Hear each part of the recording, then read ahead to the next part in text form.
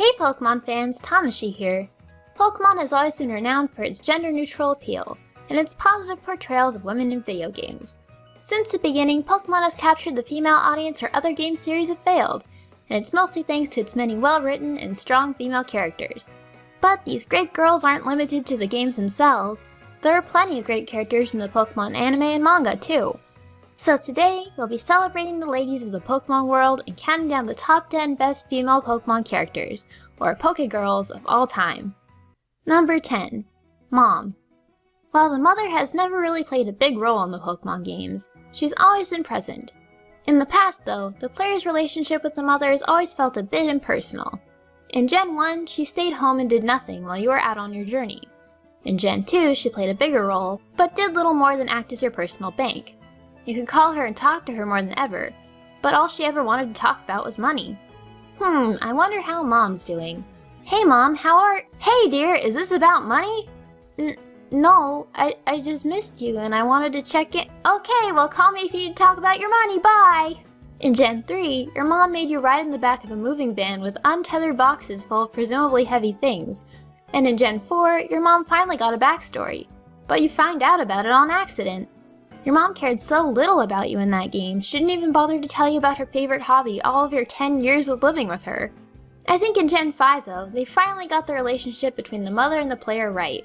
In Black and White, your mom tells you she met your father while they were on a Pokemon journey together, which shows us that she not only feels like sharing personal details with you, but also that she knows firsthand what a Pokemon journey is like, and that's why she feels comfortable letting her own teenage kid wander the world by herself. In Black and White 2, your mother is a well-known retired Pokemon Center nurse, and you can call her and chat with her about various things around the Unova region on your journey. I think though, what really makes the mom from Black and White 2 stand out above the rest is this one moment at the very end of the game. After a long journey, the player returns home, and your mother is waiting outside for you. When you see her, you run up to her, and you both enter the house together. I honestly choke up every time I see it. This tiny little moment created a bigger emotional response from me than anything in a Pokemon game ever before it. Maybe it's because I only recently started living far away from home, but it really resonated with me. No matter how strong you get, or what you've accomplished in life, your mom will always be there for you. Unless your mom is the mom from X and Y. Then she won't even show up to your award ceremony. Number 9. Karen. Introduced in Gen 2, this Dark-type Elite Four member served as a replacement for Agatha. And much like how the type she represents is a counter to Ghost types, Karen's ideology is a counter to Agatha's. While the Ghost type trainer believed only tough Pokemon were worth raising, Karen believes that skillful trainers should win with the Pokemon they like best. And this message resonated with Pokemon fans all over the world. There are of course those who agree with Agatha more, but Karen gives hope to trainers whose favorite Pokemon might not be top tier. Since she's in the game so little, her entire character is more or less boiled down to this ideology.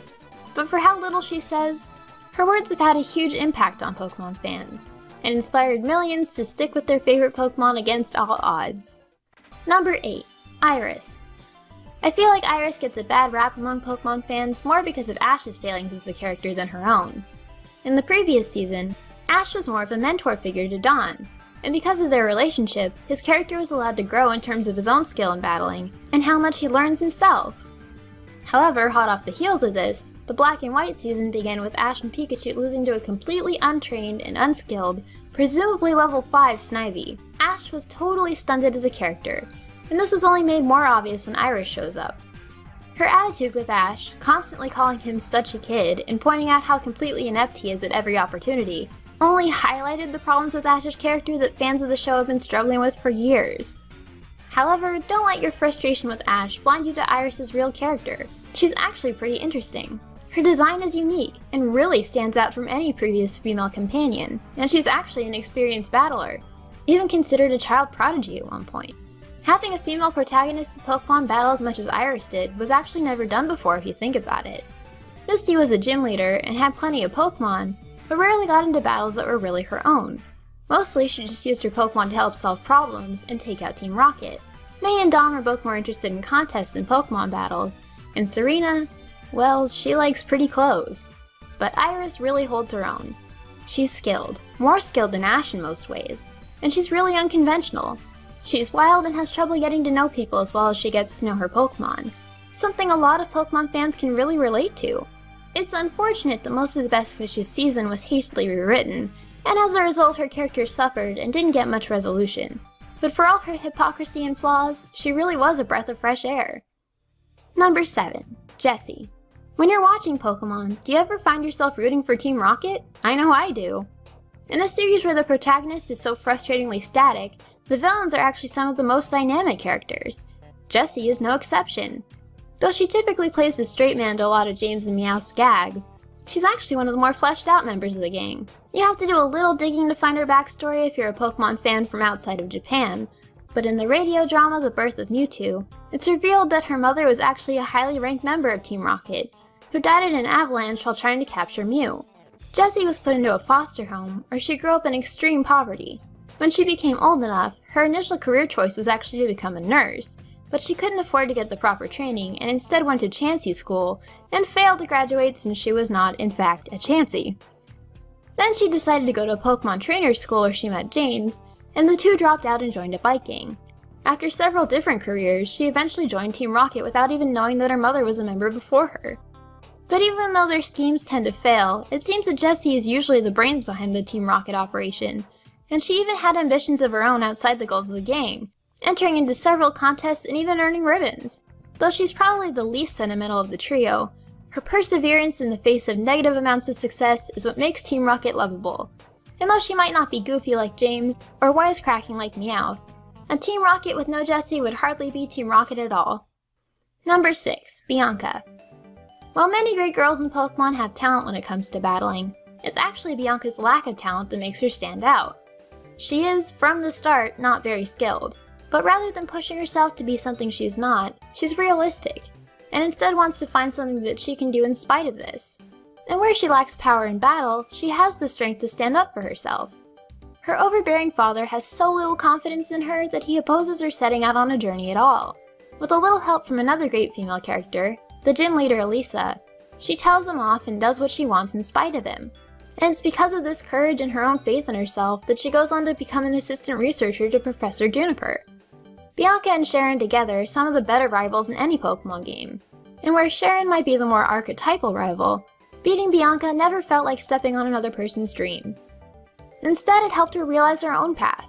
It just goes to show, winning a Pokemon battle isn't always about showing another person who's better. It can help them discover their own strengths too. Number 5. Green or Blue. Alright, before we discuss her as an actual character, we need to get a little name confusion out of the way. This character has a different name depending on which region you're from, which has caused many a disagreement among fans as to what the correct way to refer to her as is. In the Japanese version of the manga Pokemon Special, her name was Blue, and the male rival's name is Green. This corresponds with the Japanese games, in which the protagonist of Gen 1 is named Red, and the rival is named Green, since Red and Green were the first versions they got. When Poké Special was brought to the rest of the world as Pokemon Adventures, however, her name was changed to Green, and the male rival became Blue to coincide with what the character's name was in the localized versions of the games Red and Blue. So technically, neither name is incorrect. This girl is both blue and green. So if you were introduced to her reading the Viz adaptation of the manga called Pokemon Adventures, her name is Green. But if you were introduced to her reading the original Japanese version first, called Pokemon Special, her name is Blue. What you want to call her is really up to personal preference and what version of the manga you're most familiar with. Since I grew up reading Pokemon Adventures, I refer to her as Green. Anyway, Green herself is an interesting character. She grew up all on her own without a family to take care of her, so she had to learn to be resourceful and take care of herself. She does more than just scraping by though. She'll use her cunning and scheming ways to net herself just about anything she wants.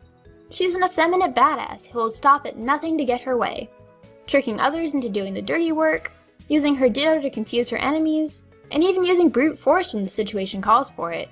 But she's not impervious. Due to an incident from her childhood, she's terrified of bird Pokemon, and sometimes her trickery gets her into more trouble than doing it the honest way from the start would've. But if she had all the answers all the time, she wouldn't be relatable. So her few faults and stumbles are what make her human. She's a thief and a liar, but not a bad person at heart. Number 4. Yellow. Because so few people have actually read Pokemon Adventures, not many people know this, but Yellow was actually the first female protagonist in Pokemon ever. Volume 4, the volume she debuted in, came out in 1998 in Japan, 2 years before Crystal. And because of this, her gender was kept a secret until the Yellow arc came to a close, making for a pretty shocking reveal. I'll try and explain this without giving away too much of the plot, but Yellow has a pretty unique gift. She can read the thoughts and feelings of Pokemon as well as heal them. When Red goes missing, his Pikachu escapes and teams up with Yellow. She might not be the best battler in the world, since she doesn't like her Pokemon to evolve, and she doesn't like it when Pokemon get hurt in battles. But she's got hope and courage, and in the end that helps her pull through.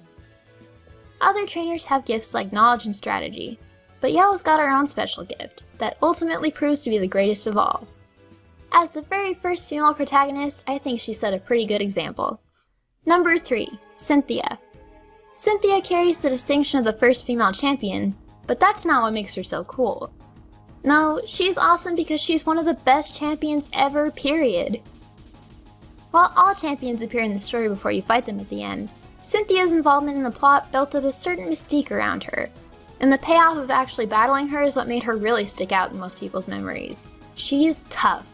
The Sinnoh League is somewhat notorious for being quite a bit of a level jump from the trainers at the end of the game, and to top this off, she had a team that was pure power.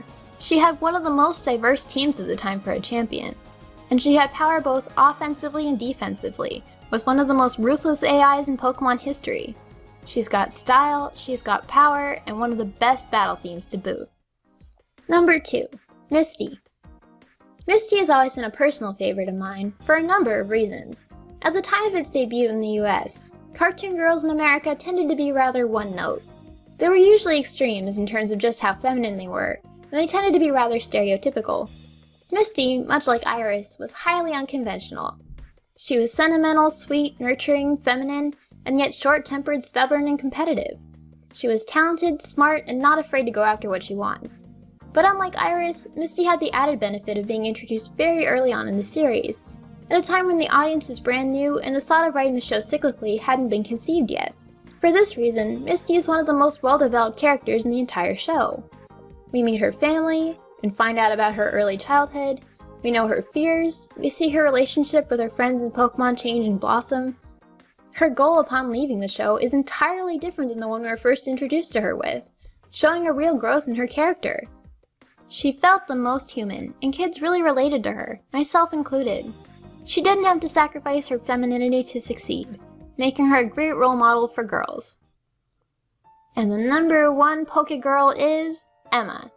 This is the only character ever in a main series Pokemon game whose story actually brought a tear to my eye. Unfortunately, it's extremely difficult to talk about her story at all without spoiling one of the best parts of Pokemon X and Y. So all I can do is encourage you all to do the Looker post-game side story if you haven't already. Seriously, go play it right now. Do it. Sorry for a bit of a cop-out ending here, but I really don't want to spoil this for anybody. Once you play it, you'll know why she's number 1. So there you have it, my personal top 10 PokéGirls. Let me know who your favorite female in Pokemon is. Thanks for watching, and don't forget to click here to subscribe for more Pokemon videos. See ya!